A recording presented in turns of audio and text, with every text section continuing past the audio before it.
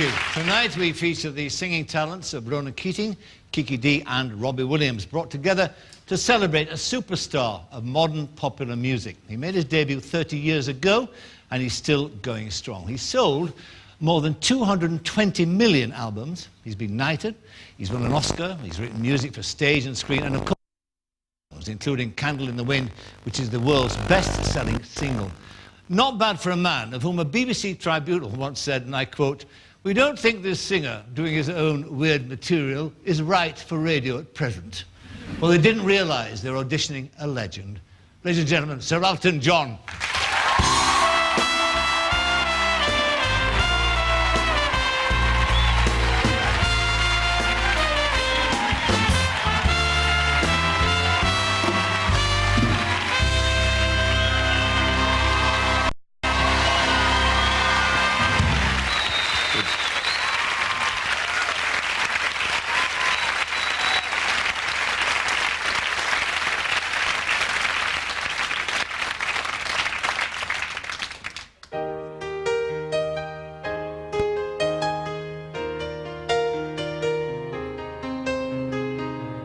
It's a little bit funny, this feeling inside. I'm not one of those who can easily hide. I don't have much money, but boy, if I did, I'd buy a big house where we both could live. I was a sculptor, but then again, no, or a man who makes potions in a traveling show. I know it's not much, but it's the best I can do. My gift is my soul, and this one's for you. You can tell everybody that this is your song. It may be quite simple, but now that it's done, I hope you don't mind, I hope you don't mind that I put down in words how wonderful life is while you're in the world.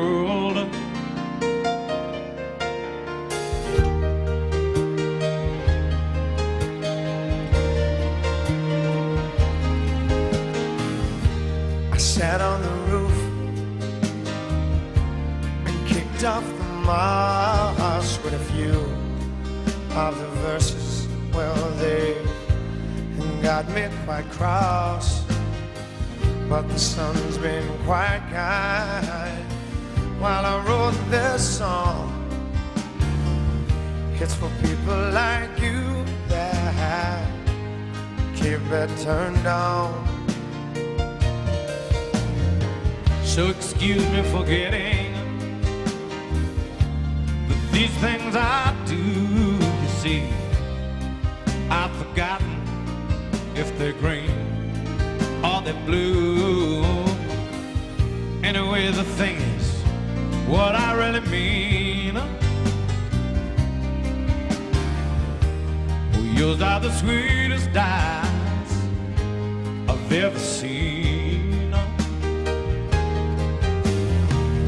And you can tell everybody that this is your song. It may be quite simple, but now that it's done, I hope you don't mind, I hope you don't mind that I put down in words how wonderful life is while you're in the world. I hope you don't mind, I hope you don't mind that I put down in words how wonderful life is while you're in the world.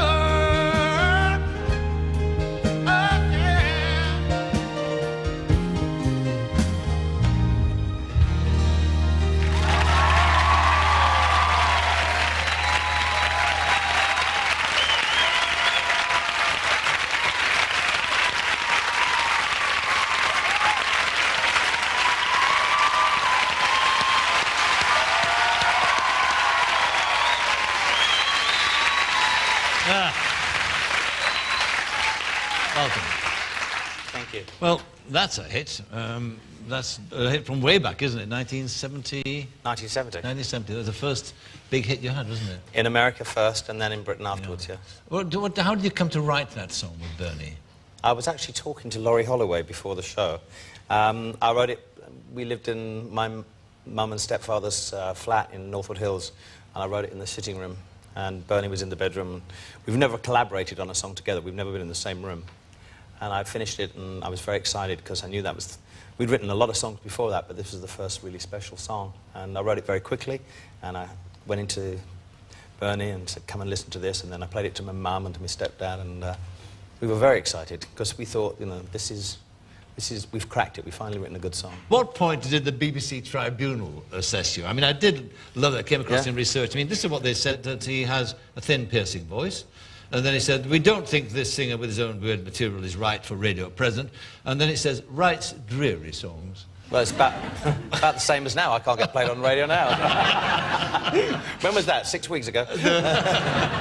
Now, that song there, of course, is from the new album, which is a nostalgic trip for you, in fact, because we recorded at your favourite venue, which is Madison Square Garden. It works very well, too, because I mean, it reminds us all of the catalogue of songs. And in a trip, it's all our yesterdays as well, in a sense. You know? Yeah, and that's good. But, you know, as an artist, you're always thinking about what you've written, the latest thing you've written, and you want to move on, but you can't ignore the catalogue that you've got.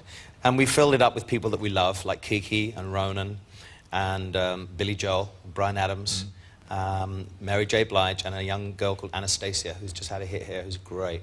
And it was fun. We made something that I didn't originally want to do or didn't seem so keen about doing. Fun, and it worked, thank God. You didn't throw a tantrum, did you, when things didn't go right on stage? I did say I was going to retire. Oh, you did? Yes. I read that, yes. Yeah. And the next night I did say I was full of shit. And that's the truth, isn't it? Yeah, but you're concentrating so hard for it to go, and you know it's being recorded, so in a way you're not really concentrating on or communicating with the audience. And if you have technical problems like I did with the first number, and your monitors go off, it's hard. And it was just a series of frustrations. And as most people know, I'm a perfectionist, and it really got to me. But why did you go and work here? I mean, since we last met, let's update ourselves. You've had a pacemaker fitted. I have. You have? Yes. So tell us about, what happened? It's here. It's very good. It's banging away. Can you feel it? What happened was, last year, I was on holiday in the south of France, and I was doing shows, and I was due to go to do a show in Brescia in Italy, and it was lunchtime, and I'd played tennis in the morning. It was very hot, and I was down in Nice, and I felt very giddy, and I had to lie down, and the doctor was called, and he thought I had sunstroke. And the next day I was due to go to David and Victoria Beckham's wedding. And I was on the plane, but I didn't feel like private jet that was going to go to Dublin. I was going to play at the wedding, and I didn't feel very well going to the airport. And on the plane, I kind of half collapsed. They had to give me oxygen, and they took me by ambulance to a heart hospital in Nice. And that evening I flew home to London. I had 3 days of tests. And the baby came out fine. No, but the thing, I went back. After 3 days of tests, they put this thing on me like a tape recorder, and they monitored my heart for 24 hours. And they said it was fine. So I went back to Nice on the Thursday morning, and then I thought, oh, great, it's fantastic. I can have a holiday, I'm fine. And they thought it was an inner ear infection, which meant I'd lost my balance. And so I went down and started playing tennis. David came down, my partner David came down and said, Elton, you've got to come off the tennis court straight away. I said, why? He said, the doctor wants to talk to you. He said, they found something. I thought, oh, God. So I had to go back to England that night, or the next day, rather, first thing in the morning. They told me I had to have a pacemaker fitted because there was an irregularity in my heartbeat. And my grandmother had a pacemaker, so I wasn't afraid of that. It was just that I'd already assumed that I was on holiday, so I'd had to come all the way back. But you know what? I went in at 2 o'clock in the afternoon, and the next day I was back in Nice. It was just very simple. I mean, it's not slowed you down, obviously, because... No, it's actually sped me up. Yes, it's the Energizer Bunny. Yes, yes. And I have to have it checked out occasionally. But they can do, it's amazing. You can do it by phone. They can put a digital phone over you and wherever you are in the world, and they can check it out through a computer. So I'm the bionic woman. Thank you. Let's look back on this extraordinary career of yours. I mean, you were a very musical child, weren't you? At the age of 3, I was a musical child. My grandmother, I grew up with my grandmother and my mother at my grandmother's house in Pinner. And there was always a piano at the house, and there was always records on the gramophone. And my grandmother used to sit me on her knee, and I used to play the piano and picked up hymns. And I think the first thing I ever played was the Skater's Waltz. How old were you? 3. 3. And, but there was, my dad was a trumpet player, my mum loved music, my Auntie Wynne played the piano, and my grandmother loved music. So there was always, the radio was on, or we were playing records, or there was a piano there. So I grew up in a very musical kind of background. But by the time I was 13, I knew what I wanted to do. I knew I wanted to be involved in music, whether it was playing, or selling it, but working in a record store. Music was, it had been in me since I was 3. And at a time when if my parents were home and they wanted time, I always used to disappear and listen to music on the radio or play records. I was kind of like an isolated child in lots of ways, and I just delved into music, and music became my passion. All sorts of music. I mean, not the sort of music a 6-year-old would listen to, like George Shearing, Nat King Cole, Tony Bennett, Frank Sinatra. I grew up with that, and I was, as well as the pop music, which came in later.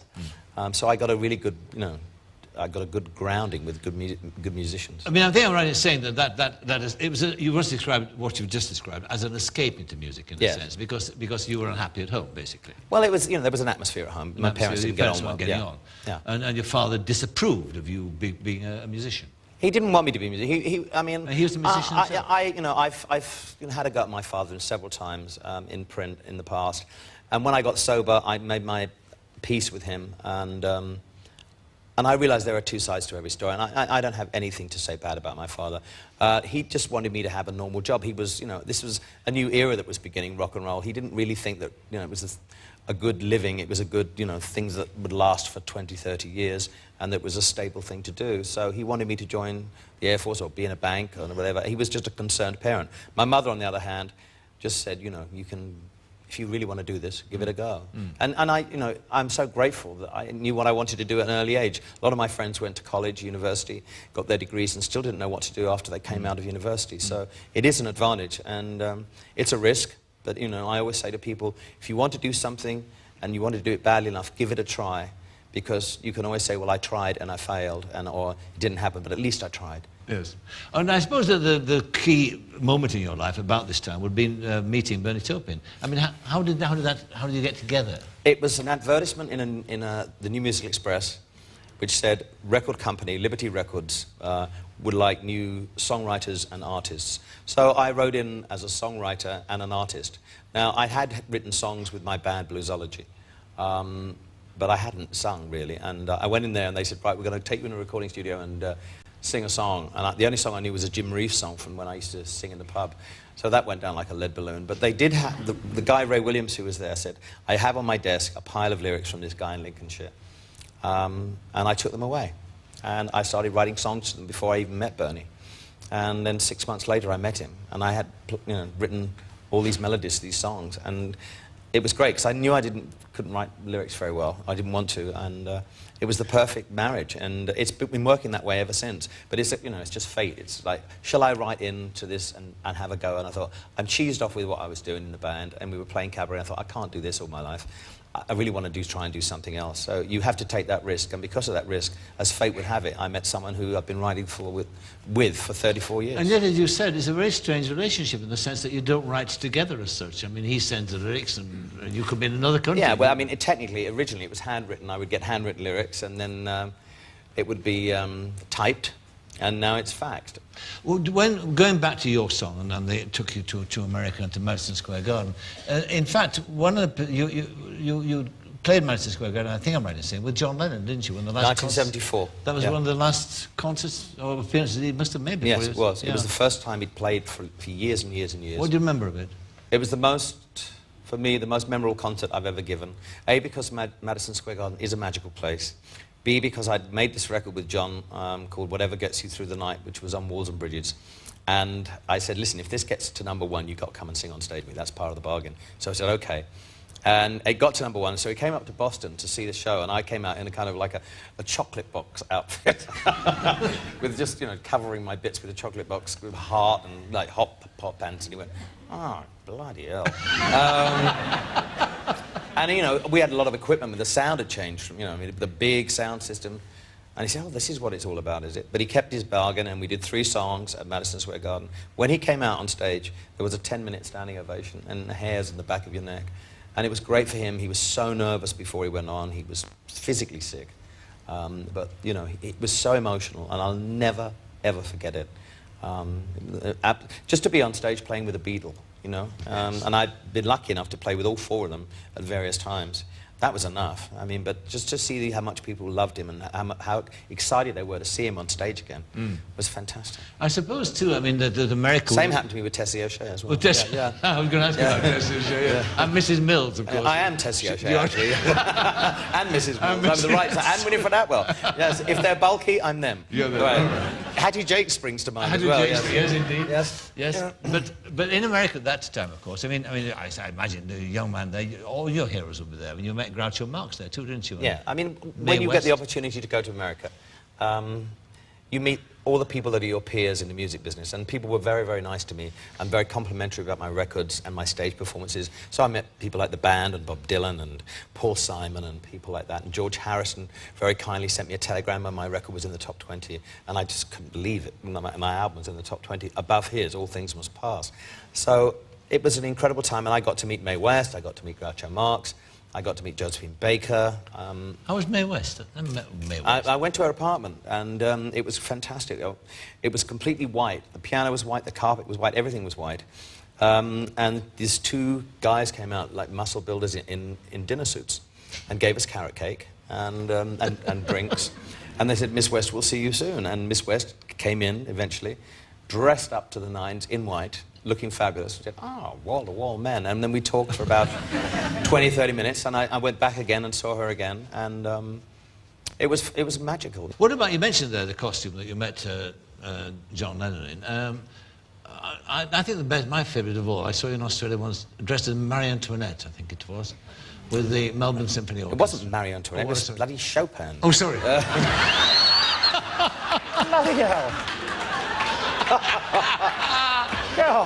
Oh, well, you got my number right, though, right? To me, I thought I was Chopin, but to everybody else, I was Marie Antoinette. Story of my life. That was with the orchestra tour, with the Melbourne Symphony Orchestra, where the first half, I dressed with the mohawk wigs and everything like that, and I lost my voice, so I decided to do a 3.5-hour show. And the second half, I came out with the Melbourne Symphony Orchestra, and I dressed as Chopin or Mozart, whatever it was, or Marie Antoinette, and played with the symphony orchestra. And that was a wonderful tour, because playing live with an orchestra like that, we kind of resented you at first at rehearsal and thought, oh, well, this is going to be dreadful, but it was fantastic. But what was the most memorable costume for you? Well, the first time I met Sting, I was really embarrassed, because I met him at the Forum in Los Angeles, and I was dressed as Minnie Mouse, with a huge tail and big shoes, and I've got a picture of that, and he never lets me forget it. And then the other one was the Donald Duck at Central Park, because I came on for the encore dressed as Donald Duck, which was not my idea, but we hadn't had a run-through. You know, with costumes, you must have a run-through, because, you know, you have to get in and out of them very quickly. Well, Bob Halley, who's my personal assistant, or now he's gone above that, he's in the management team, but at that time he was my personal assistant. I got my arms in the leg holes and my legs in the armholes. And Bob has a wonderful sense of humour. If anyone's seen Tantrums and Tiaras, and we were crying, we laughed, and I said, they'll all go away. He said, there's 500,000 people there, they're not going to go away. And I couldn't get the thing on, and we were laughing so much. Then I had to put the flippers on, and I came on stage and I kept tripping over the flippers. And then when I sat down at the piano, the bum was so big I couldn't reach the ground. It was a complete and utter disaster. And at that time, I think, you know, that was probably the time I should have retired the costumes. I went on too long, because initially it was fun, initially it was done on the spur of the moment, but then he got, well, everything had to be bigger and better and glitzier, yes. and it really went too far. Well, I think your 50th birthday party, didn't you have to hire a van to arrive in? Not just a van, Michael, a furniture lorry, yes. Because of the costume? Because of the height of my wig, yes. It was much bigger than this one. Oh, that was Marie Antoinette. That was Marie Antoinette. That's what I saw, yes, of course. No, he's getting older, you see. He's right there. No, it was a huge wig with a sailboat in it, which had steam coming out of it. And we got into this lorry, David and I, and this weighed about 13 pounds, this wig. I mean, it was glued on, it had knitting needles, everything known to man. And it was a bit like the woman in The Simpsons. It was huge. So we got in the van and the lorry, and he went the wrong way. So instead of going from my house, which is very simple, to Hammersmith, which is about 3 minutes, he went via Hammersmith, which got everyone was going to the party, and it was an hour and a quarter in the back of that. And every time the lorry moved, it went the hair or and I was just screaming with pain because it hurt so much.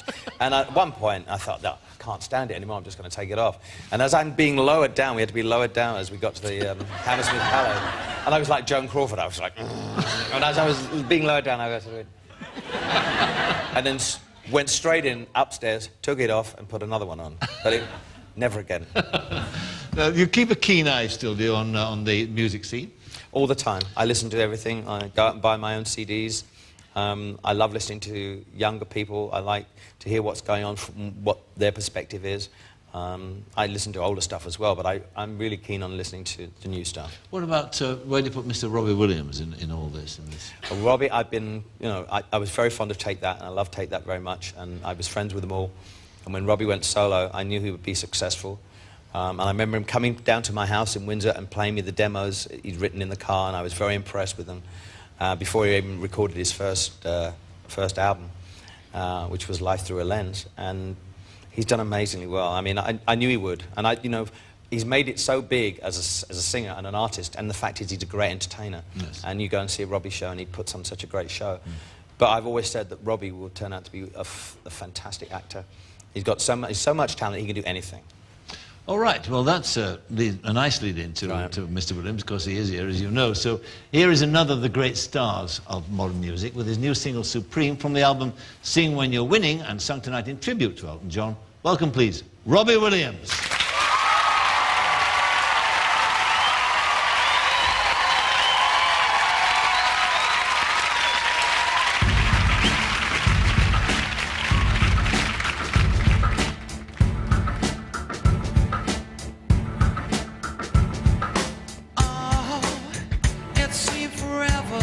Today, all the lonely hearts in London caught a plane and flew away, and all the best women are married, all the handsome men are gay. You feel deprived.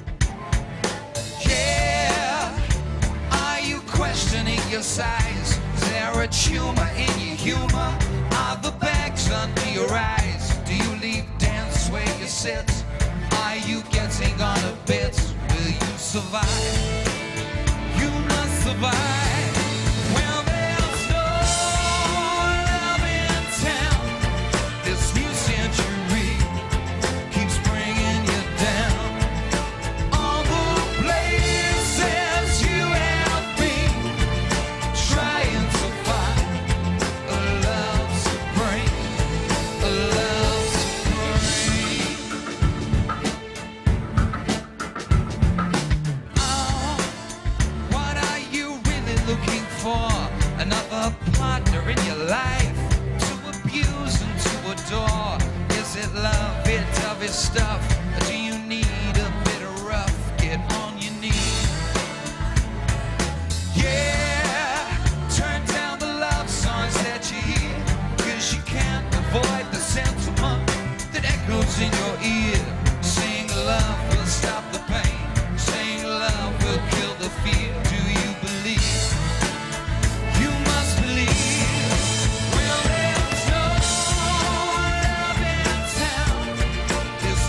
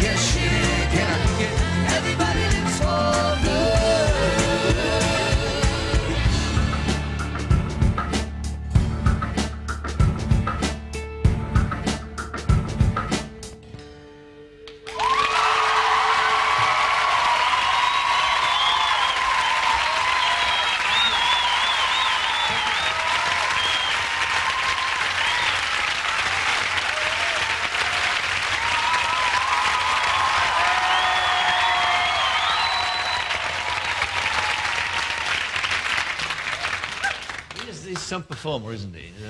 Well, he's only 25, and he's had 3 huge hit albums. I didn't really become successful until I was 23, so he's... and he was in Take That before. So, I mean, he's had an awful lot of success at an early age. All right, let's pick up the conversation where we left off. We're talking about costumes, right? Yes, that's right. And you made the point that they became different in a sense, that they lasted too long. Yeah. Let me investigate that, because first of all, why the costume? Was it just the teenage fantasy being enacted on stage? Well, initially it was, yes. I mean, when I was a teenager, I wasn't really allowed to wear the clothes I wanted to wear. I mean, as far as winkle pickers and chisel-toed shoes and stuff like that. And I was probably not the right size to wear them as well. So when I became a performer, I was the right size. Miracle. And this shop in London called Mr. Freedom gave me all these hot pants and flying boots, and I was like a kid in a candy store. I could, actually wear what I wanted to do and no one could tell me not to wear them. And I think that was a lot of innocence and it was a lot of making up for lost time, as it were. Yes. And I did that for about 5 years, and it should have stopped then, because it was done all on instinct. It wasn't planning. And then after that, it became, oh, what can we wear on this tour? And I should have just, but I didn't. And did it become a disguise as well, in a sense? Yeah, I mean, I used to wear huge costumes to cover up the fact that I was big. And because, I looked like, it made me look even bigger. So it was kind of sad in a way. It wasn't, although I do like to dress up. I have a ritual before I go on stage. I can't just go on in street clothes. I like to put my outfit on before I go on stage.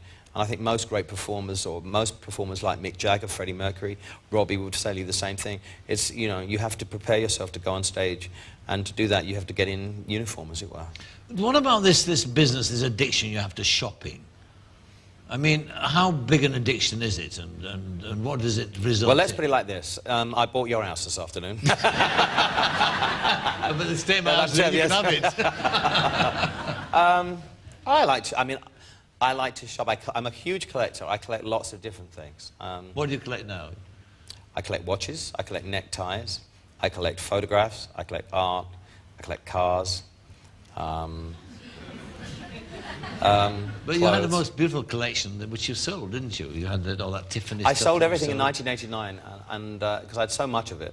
And when you're under the influence of drugs and drink, you buy so much crap. And I suddenly looked at it one day and went, I can't stand this anymore, I've got to get rid of it. And I sold it at Sotheby's. We had a week-long sale in 1989. And I kept 4 paintings, 2 by Patrick Proctor, a Francis Bacon, and a Magritte. And then I started again. And it kind of coincided when I got sober, and my taste changed completely. Did the person change completely? I mean, when you come off, as you did, from being addicted to drugs and alcohol, what are you left with? Is it a different person? Well, no, you're left with the same person, but you just have to, like being a baby, you have to start to walk again and learn how to become a human being and listen to instructions and follow them to try and put your life back together.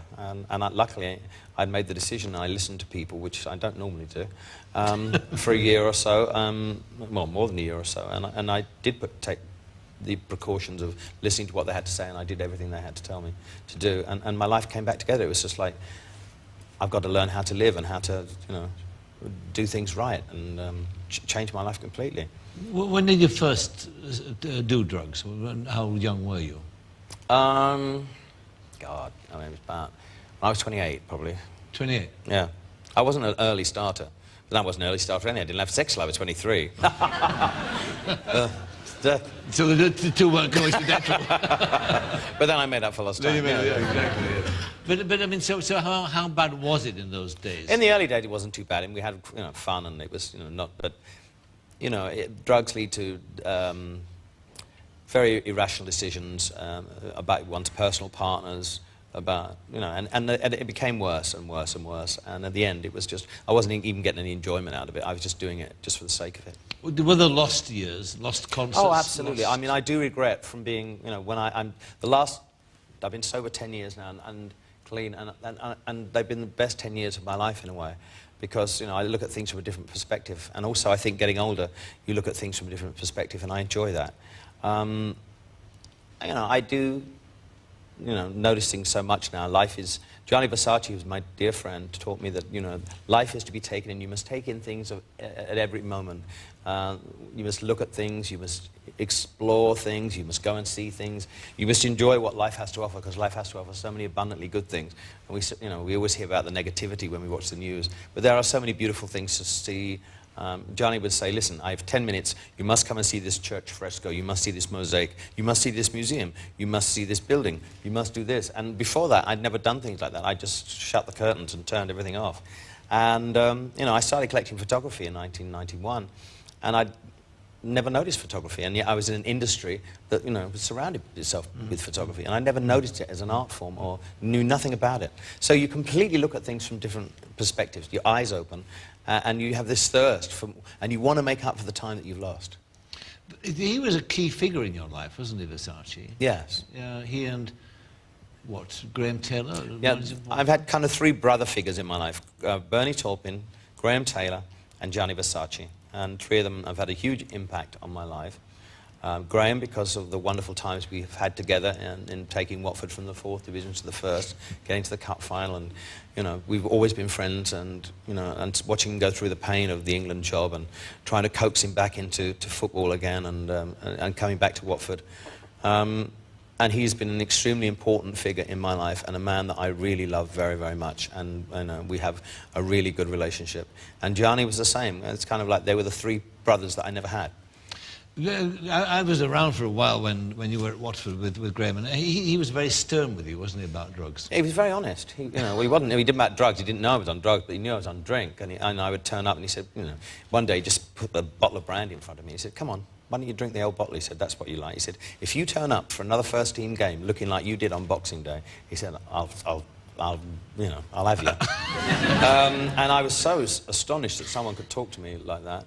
And I actually took it, you know, I thought, God, I mustn't do this again, because, you know, I did turn up, you know, unshaven and, you know, not wearing a suit and tie, and you have to do that when you're chairman of a football club. You have to show the club some respect. It's interesting, but as chairman of the football club, you actually didn't go there after taking cocaine or anything like that. That was a little rule. Absolutely. Yeah, I did used to drink there, but never, no. It was, my football club is sacrosanct to me. I loved the club. It's given me so much pleasure during my life. I'm still chairman. I don't get to see hardly any matches because I'm touring so much. But, you know, at least the club is in good hands now. It's not just relying on me. It has a great board of directors, has a great manager, has a good team, and we're doing very, very well. And I'm part of it, and I'm very proud to be part of it. And I wouldn't have missed those years for anything. They were magic. Well, what about of course, at the same time as well, you had a lot, didn't you? Every addiction. Understand you're bulimic as well. I was indeed, yes. And what kind of diet were you on? It was pretty gross, actually. I mean, I would stay up for like 2 or 3 days taking drugs, and then because I wouldn't be eating, and I'd be drinking scotch. And then I'd go to sleep for about 2 days, and then I'd get up and I'd be ravenously hungry, so I'd have, it was, you know, Sainsbury's cockles. Sainsbury's cockles? Yes. I like a nice cockle, Michael. Just Sainsbury's cockles? Yeah, jars of Sainsbury's cockles, and then Haagen-Dazs ice cream, and then a bacon sandwich, and then I'd throw it up. They're horrible. It was the most horrible addiction. And, you know, the thing was, I would hurry because I didn't want to put on weight, and I already looked like, you know, Tessie O'Shea. and Widdicombe, yes, right. Marie Antoinette. Yeah, Marie Antoinette. But, I mean, you mentioned earlier, too, about the effect that drugs have on those surrounding you. It's not just you. There's a ripple effect, isn't there? Yeah. What was the worst aspect of that? I mean, your mum actually cleared off, did she? My mum moved to Spain. Can't blame her. The worst thing about taking drugs and your friends is that your real friends, you isolate them and you hang around with people that aren't your real friends, and they're just sponging off you. Someone in my position who's quite wealthy, you know, would buy all the drugs or, you know, provide all the booze. And people, my dearest friends who still work for me, did tell me, but I wouldn't listen. And so I didn't want to hear their views anymore, so I kind of shut them out of my life and just listened to the sycophants that I was hanging around with. And I'm afraid that's what happens. You shut the real friends who will be honest with you and tell you what they think of you. For example, Mike Hewittson's a dear friend of mine. He works for me still. He wrote me a letter saying, for Christ's sake, stop putting that stuff up your nose. You know, and I wouldn't speak to him for a year. I was so enraged. But I knew he was right. But, you know, you don't want to hear that. You don't want to hear the truth. So what brought you face to face with the truth? What was it? One of my ex-partners in Atlanta went into a treatment center in America. And I was so angry about it. And I went to see him there. And I came back to England, and for 2 weeks, and I was so furious that he'd gone. And I just thought, oh, he's going to get well, and I'm still doing this stuff. And I was very angry, and eventually I found him, and I went to see him at a halfway house, which is where they put you after a treatment center sometimes. And I had a confrontation with him, and we were like close knee to knee, and a counselor for him and a counselor for me, and they just asked me questions. And he busted me completely. He thought I was going to hit him or walk out the room, which was probably my normal behavior. But I actually just stood there and took it and decided from that moment on that he was right and this is what I should do. Well, he told you what was wrong with you? Yeah, he said, you're a bulimic, you're a drug addict, you're an alcoholic, you're a liar. And he had to write a list of everything that was wrong with me, and it went on for ages. And then I had to write a list of what was wrong with him, and the only thing I could put was, does not put CDs back in the cover.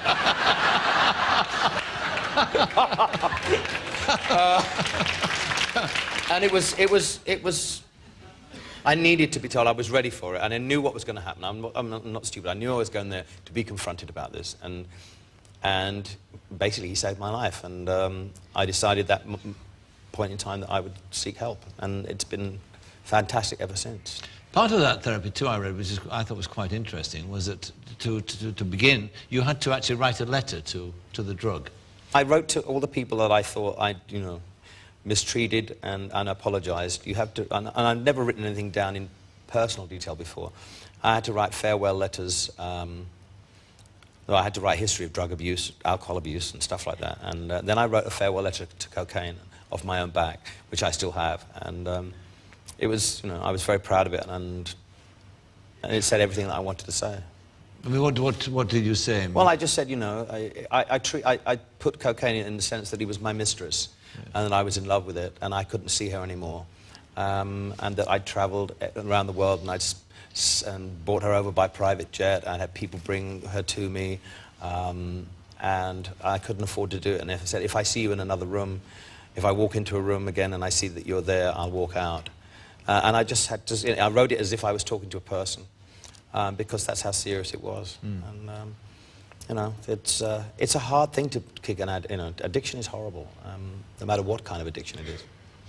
And is it still tough? 10 years off now? No, it's not tough at all.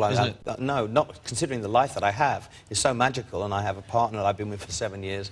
My career can be better. I'm happy. I have the most wonderful life. I'm so lucky in everything I have, and I appreciate it, and things couldn't be better. Why would I possibly want to ruin it all by going back? The only thing sometimes I will say, I do miss a glass of red wine. I think that's a very civilized thing to have a glass of red wine with your food. But you know what? I'm not the sort of person that can have one glass of red wine.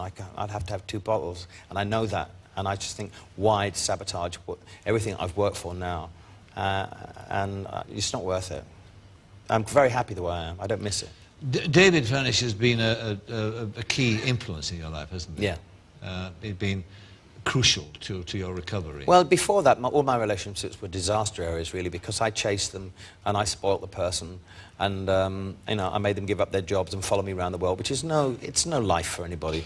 I mean, I make a joke about it now, but it was like a conveyor belt. You buy them the Cartier watch, the Versace suit, and they come out on a conveyor belt with their Louis Vuitton luggage, and then you take them on the road for 3 or 4 months, and they have no respect for themselves because they're not doing anything. They feel worthless, and it's a very hard position for them to be in. So I've ruined a few people's lives by doing that.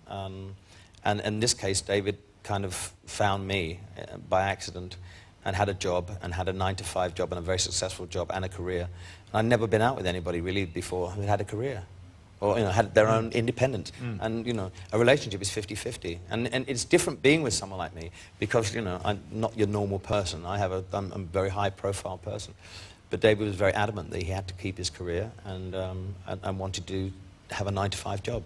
And was it he who persuaded you to be as frank as you were in that Tantrums and Tiaras? No, it wasn't him. I mean, David, I want you to make a documentary about me, and I want it to be warts and all. And I've been asked to do the South Bank show, and I've been asked to do several documentary things. And those programs are all well and good, but you always see the good side of people, and you never see the bad. And you always get a kind of sugar coating about what a person's like. And no matter what if you see the biography channel or whatever, you learn a lot about a person, but you don't really learn, they come out as holier than thou. And we're not, we're monsters sometimes, performers. We're absolute monsters. And irrational and funny. And you see, that was when I saw the completed thing, I thought it was the funniest thing I'd ever seen. And people said, but your behavior was so bad. I said, I know, it's hysterical. It's so ridiculously awful. But I mean, I found it hilariously funny, and I could actually watch it because it was the first true thing I'd ever seen about me. And you know, yes, here I was. I'm imperfect. I'm stupid sometimes. I'm completely irrational. But at the end of the day, it was how I wanted to present myself. May I ask you about Renata when you talk about relationships? I mean, you married Renata. Yes. I went to the wedding. You were at the wedding? I was, certainly was. You were a bridesmaid? I was yes. a bridesmaid.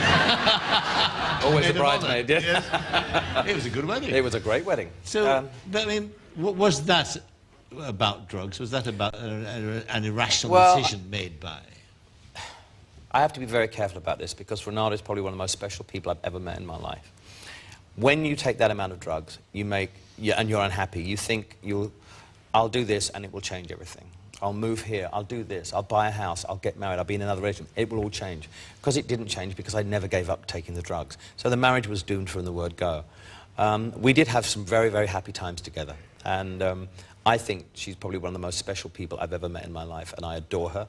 And she's been the best. And we do communicate now, and after a period of time when she just wanted to be on her own.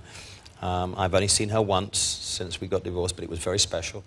And basically, I thought it would change me if I got married, and I would be happy. But you can't change unless you change yourself. And unfortunately, she loved me very much, and it did her a lot of harm, because she did actually love me. And I did love her, but, you know, you can't live a lie. And I was a gay man, and I just thought that would be great. You know, very rational, off-the-cuff decisions. I mean, you were there. I was getting married. I was married within 3 days, which in Australia you have to get special dispensation from Kerry Packer. And if he's not there, Rupert Murdoch. Right, exactly. Yes, yeah. So, but it's something that I don't regret because we had a lot of great times together, and someone special came into my life, and she is a special person. Did you ever think, or have you ever thought, David, yourself, about children, about adopting children? Well, David just went to Africa to see the places that we give money to from the AIDS Foundation, and he went to South Africa and Kenya and spent 2.5 weeks there. And, you know, there are so many orphans over there. He brought back a picture of this little boy who's the cutest, you know, 4-year-old little boy called Elton, funnily enough. And it's so tempting to say, well, it would be lovely to adopt this boy. But on the other hand, I'm 53, nearly 54. I'm very set in my ways. I would rather, what I'd like to do with this boy is educate him, send him to a good school in Kenya or South Africa, wherever, South Africa. And because to bring a 4-year-old into the limelight over here and completely change his world, I don't think I could cope with it. I don't know if he could cope with it, and I just think it would be unfair. However, looking at the picture, I would love to do something with this child, and maybe I can do this as a kind of a godparent type role. It's going to come patron. Yeah, but you know, I travel around so much. What life is that for a child? Yes. I'm selfish. I'm 53, and I love kids. I like kids. I mean, you know, not that I don't like kids, but you know, it's a very big commitment, and I don't think I could do it. The work you do for AIDS, you must find very fulfilling. Yes, because in a way, part of the reason I got sober was Ryan White, the boy who died in America. I became very friendly with him and spent the last week of his life at the hospital with his family. Just remind us, he was a hemophiliac who got a blood transfusion with HIV, and he was barred from school. They wouldn't let him go. It was when AIDS was all about ignorance, and he lived in Indiana, and I just was in a doctor's surgery one night, and I was reading this article in Newsweek or Time, and I was enraged because people wouldn't let him go to school because he had HIV, and they were throwing bricks through his window, and so I got to know the family. We helped them move house to another place, and I got to know Jeannie, his mother, and his sister, Andrea, and we, you know, followed him right up to his death. And what I found so amazing with his family was that here was I, who was, you know, extremely irritable about anything, and would walk into a hotel and say, oh God, wrong room, can't stand the wallpaper, blah, blah, blah. And this family who'd had all this abuse hurled at them and had the ability to forgive the people who came to the funeral and who came to pay their respects, to say they were wrong, and they had this amazing ability to forgive. And I just thought, well, your life is so in the, you know, what kind of life do you lead? These people are so special. You couldn't meet more special people. And I just knew then, 6 months later, I was sober, but that was kind of one of the nails in the coffin. And so when I did get sober, I wanted to do something to make up for the years that I'd squandered. I mean, I can't lead a more blessed life than I lead. So, you know, and after all the bloody money I've shoved up my hooter, it's a wonder it hasn't fallen off, you know. It's a very delicate nose, and it's amazing, really. It's looking all right, man. Yes, yeah. thank you. Yeah. All right, a bit more music now, I think. All right. Celebrating your musical talents tonight. And the song from, well, you and Kiki D did this originally, and you're doing it, or redone it, in the Madison Square Garden concert, which is now on CD. Yeah, and also it was covered by Arthur Mullard and Hilda Baker. Was it? Yeah. Was it? And that's probably what we look like now, right? Kiki D's over there. Elton John, Kiki D.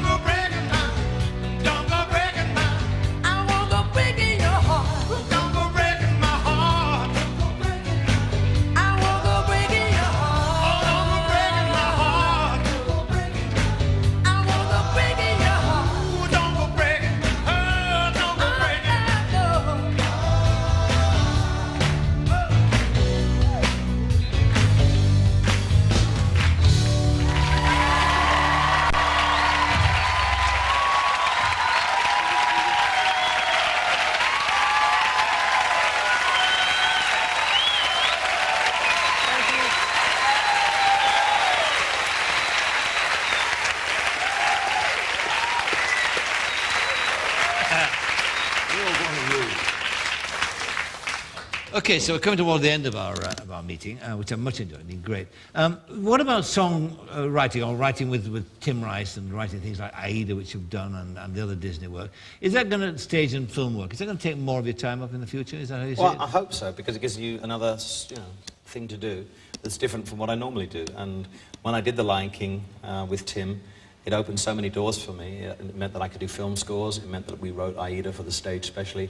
The Lion King obviously had gone on stage before that, but it meant that Aida, which was a very special project for me and Tim, finally made it to Broadway, and it's the second biggest show after The Lion King. So that's something I'm really proud of. I never thought I'd end up in Broadway. It's always nice to find new things to try and do. Some of them you do well, some of them you don't, but it's always nice to try them. I read somewhere where you said that your life's been one long search for the perfect song. Yes, exactly. And we're still looking, are we? The perfect weight, yes. And we're still looking for the perfect yes, song. absolutely. There isn't such a thing as a perfect song. I don't think there is, but in your mind there is. There's always a song. I mean, Yesterday's a perfect song, isn't it? I mean, you couldn't get a better song than that, the way it's constructed. That is a perfect song. And you're always searching, the songwriter is always searching to write a better song or to find a song that moves him. And you'll write 10 or 20 songs in a session for an album, and maybe one of those songs will come out, or maybe two, and maybe none. And it's only very few of the songs that I've written are special songs. Let's talk a bit now about musical inspirations, because we mentioned some great names. Yeah. Arthur Mullard had been one. Yes, exactly. Hattie Jakes. Yeah. Winifred Atwell. Winifred Atwell, Yes. huge influence. She was an influence, wasn't she? Absolutely. Could you demonstrate how? Well, it was just that she always had these... We'd watch her on television, and she would play a grand piano, and then she would say, and now I'm going over to my other piano. And she would play this really nice piece on the grand piano, and then she would go over to the sort of... What do they call those things that they kind of had tacks in them, so it made it sound very like an old Western saloon. Yes. And she would go...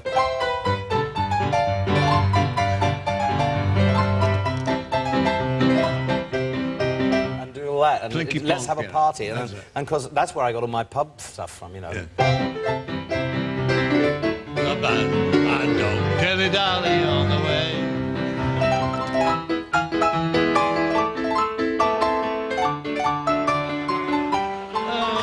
Russ Conway? I love Russ Conway, and Russ Conway's not very well at the moment, apparently. Is he not? No, he's in hospital, so, oh yes, a side saddle.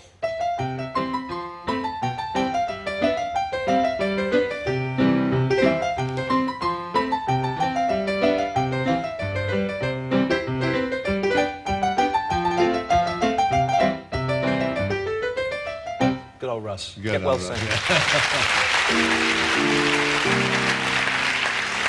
Now, You got a bit hairier after that.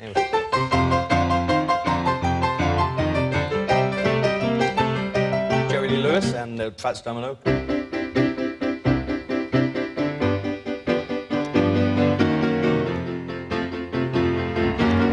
And then Little Richard and all Ray Charles and gospel-y stuff. Ray Charles. Yeah. Oh, great hero of mine, Ray Charles. Yeah. You were talking earlier about writing songs with Bernie and saying that he'd just give you a lyric and you look at it and then you write it. So... Oh, no. Yes, I asked the... You've not seen this. We might wish you'd never seen it, actually. Right. But we asked a couple of our researchers to write something, which was about the fact that your mother lives in the river where we live, and also that the river is overflowing. And they've come up with, mothers, dear mothers, our love flows for you, like rivers that course ever true. The banks they have burst with the downpouring rain, there's something unpleasant, it's blocking the drains. The carpets are soggy, where is poor Moggy? We're trying to reach you, a boat's on the way, but the skipper's found a pub which has caused a delay. Keep filling those sandbags, keep stacking them high, and we'll be right with you once we've sucked this place dry. Now, there's a lyric. Oh, and what a lyric. And what a lyric. There you are, sir. And I just wonder what you might do with that. Yes, you don't. Oh, I could think of 2 or 3 things immediately. Mothers, dear mothers, our love flows for you like rivers that course ever true. The banks, they burst with the downpouring rain, and there's something unpleasant, and it's blocking the drains.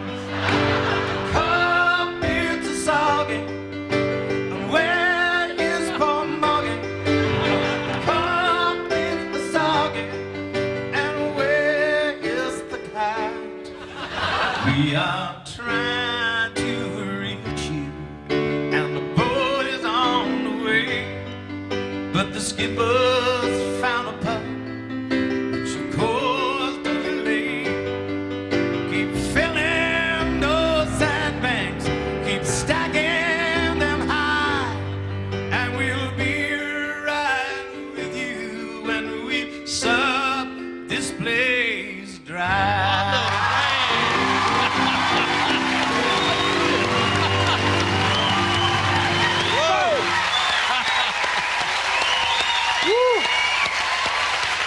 Brilliant.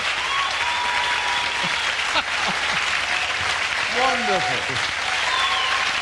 Thank you. Listen, that could be a hit. Could be our next single. Don't get any ideas, No, Michael. right. I can see The Lion Queen, written by Michael Parkinson and Elton John. I can see him now. Now listen, my favourite song to end with, I've got a favourite song of yours. This year for Christmas, I got Santa's Winky, right? It's one of my... I won't do that one. That's all right. You know it is, because we talked about many times before. It's Rocket Man. I love right. Rocket Man. No. Now, I mean, again, this just arrived, a lyric, and you just sat down in 10 minutes, was it, or what? It's never usually more than 35, 40 minutes. I mean, I come back to things. If it's a great lyric and I can't get it straight away, and I'll say, well, I'm not going to sweat blood over it for an hour and a half. I'll come back to it later in the day or tomorrow. But I never really spend more than 45 minutes on a lyric. And if there's nothing happening with it, I'll just abandon it or come back to it or just forget it completely. But if it's a special lyric, then usually the special lyrics like this one will come very quickly. Really? Yeah. And then A bit like that last one, really. And this is one of your favourite songs too, isn't it? Yes, it is, yes. And this was on an album called Honky Chateau, and I just added Davy Johnson as a guitarist to the band. So it's the first time I'd played in a band with a guitar, because I was piano, bass and drums before. A bit like the Headley Ward Trio, I suppose. A fond memory. Right. Yeah. OK, so Rocket Man? Yeah. She packed my bags last night, pre-flight, 0 hour, 9 a.m. And I'm gonna be high as a kite by then.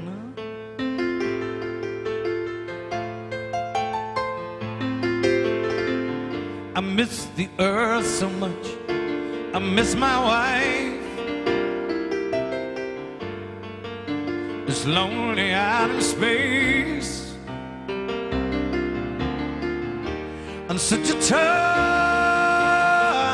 timeless flight.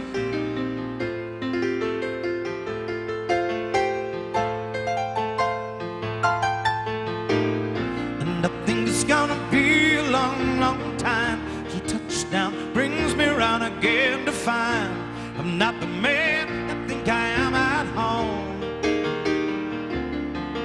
Oh, I'm a rocket man, I'm burning out its fuse up here alone.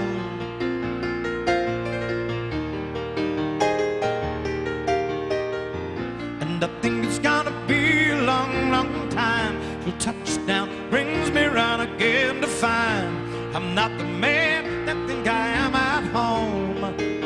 Oh, I am a rocket man, I'm burning out its fuse up here alone.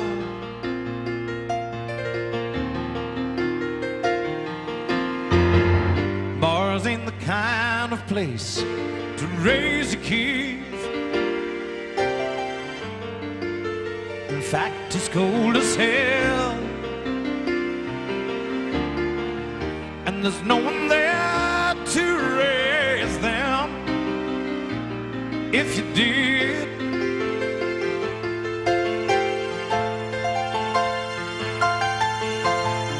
And all this science, I don't understand.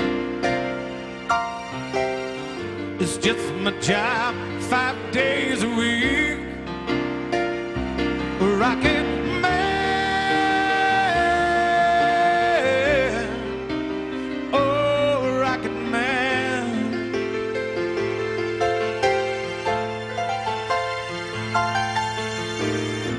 And I think it's gonna be a long, long time till touchdown brings me around again to find I'm not the man I think I am at home.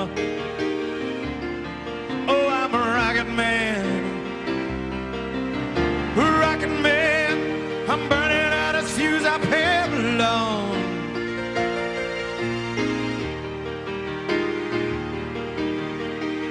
And I think it's gonna be a long, long time till touchdown brings me around again to find I'm not the man that think I am at home. Oh no, I am a rocket man, a rocket man. I'm burning out a fuse I've had alone.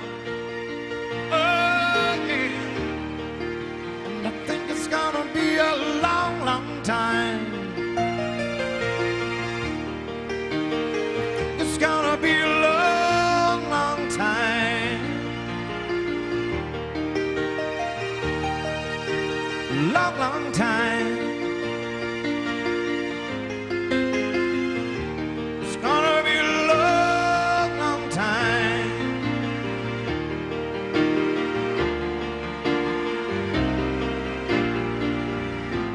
Cause I'm a rocket, I'm a rocket, I'm a rocket, rocket man.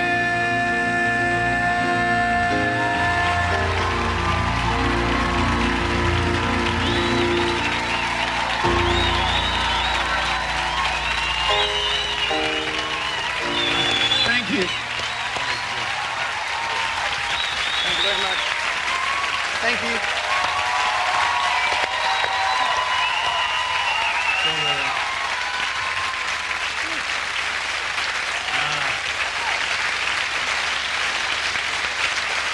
Well, thank you. That was wonderful. I really enjoyed tonight. It's marvellous, and thank you for spending all that time with us.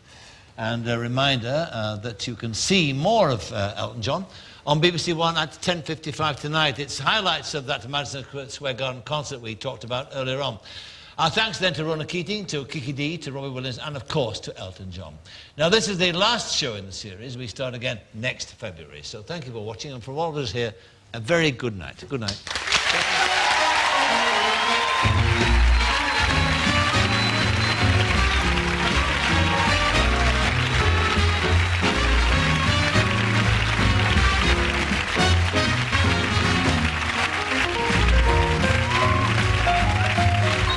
BBC One and Superhuman with Robert Winston is next.